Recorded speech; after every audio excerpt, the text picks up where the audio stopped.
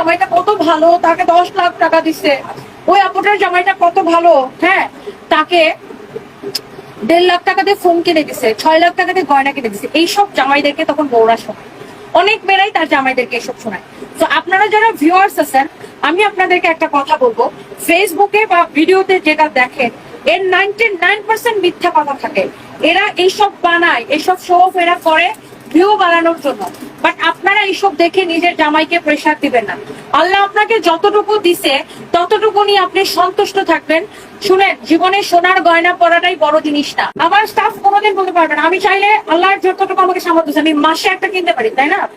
But কোনোদিন করি না। আর অনেকেই এটা বলে যে অনেকের হাজবেন্ডের সামর্থ্য নাই, কিন্তু ওয়াইফরা হাজবেন্ডদেরকে এটা নিয়ে প্রেসার করেন যে অমুক আপুর জামাই তো অমুক আপুরে ম্যারেজ দিতে কি সুন্দর একটা ডায়মন্ডের একটা আংটি খুলেও না, মানে আংটিটা খুলে রাখেন। হ্যাঁ, অমুক আপুর জামাই তো অমুক আপুরে একটা মনে করেন যে কঠিন একটা কি যেন 5 লাখ টাকা দিয়ে একটা হীরার আংটি পরাই দিচ্ছে, তুমি আমাকে কিনে দাও না কেন?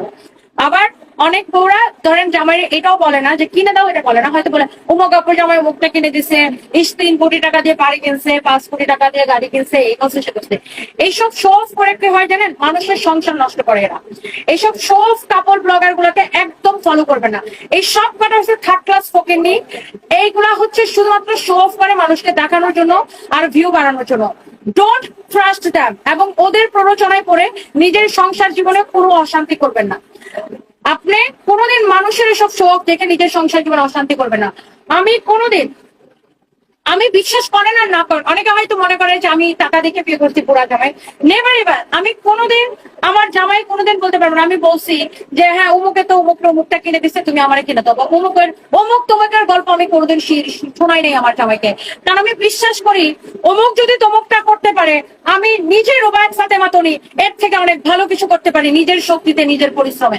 তো আমি কোনোদিন আমার জামাইকে প্রেশার করি না। ইভেন আমার বাবা যখন ছিল, কোনোদিন আমার বাবাকে আমি মুখ ফুটে কোনোদিন কোনো কিছু বলতাম না যে আমাকে এটা কিনে দাও, ওইটা কিনে দাও, অমুক তো অমুকের মেয়েরে আমি কোনোদিন বান্ধবীর জামা দেখে বলি নাই যে তার বাবা তারে এত গর্জিয়াস ড্রেস কিনে দিছে, তুমি আমাকে কিনে দাও, কোনোদিন বলি না। আমার বাবা আমাকে এমনিতেই দিত।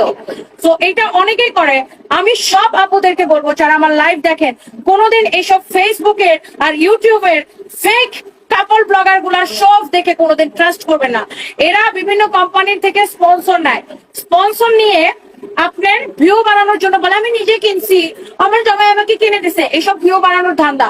এইসব দেখে বিশ্বাস করে নিজের জামাইকে প্রেসার দিবেন না। আবার অনেক জামাইরা আছে বউরে বলে হ্যাঁ দেখো অমুক আপু তো তমুক আপুর জামাইকে কত ভালোবাসে, উম্মা উম্মা ছাড়া কথাই বলে না, জামাইয়ের পা ধুয়ে দেয়, জামার পায়ের মধ্যে চুম্মা দেয়, জামাইরে উম্মা উম্মা স্বামী স্বামী ছাড়া কথা বলে। এগুলা একদম বিশ্বাস করবে না ভাইয়ারা। এইগুলা শুধুমাত্র ভিডিও বানানোর জন্য, শো অফ করার জন্য ওরা এইসব করে। এইসব দেখে নিজের জীবন, এইসব বিশ্বাস করে নিজের সংসারে অশান্তি করবে না। আপনি দেখেন বিনোদনের জন্য দেখেন, বাট এইসব মানুষকে নিজের আইডল ভাবতে যাবেন না। এসব ফলো করে নিজের সংসার জীবন অশান্তি করবেন না।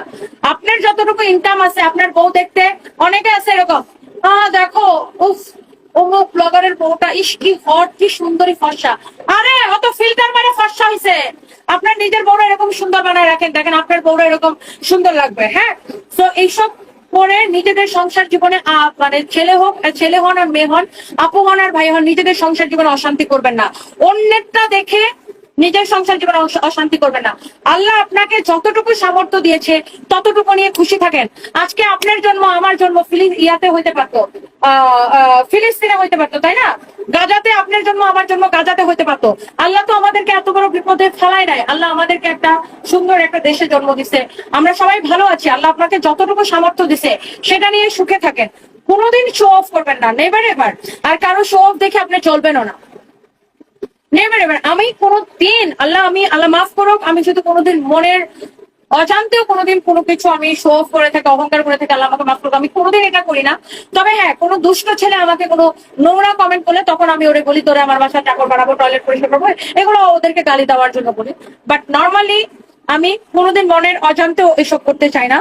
বাট আমি সবাইকে বলবো অন্যের জীবনের এসব দেখে নিজের জীবনে অশান্তি ডেকে আনবেন না।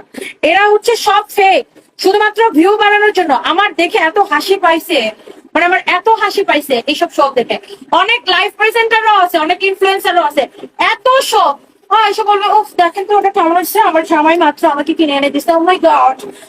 আমাদের এত টাকা, রাত ভরে জামাই বউ টাকা গুনতে কিন্তু সময় পাই না। তারপরে এই ছাড়া আমার হাজবেন্ড আমার মেডিসিনটা মাত্র কিনে এনে দিছে। এইসব সব দেখে একদম বিশ্বাস করবেন না।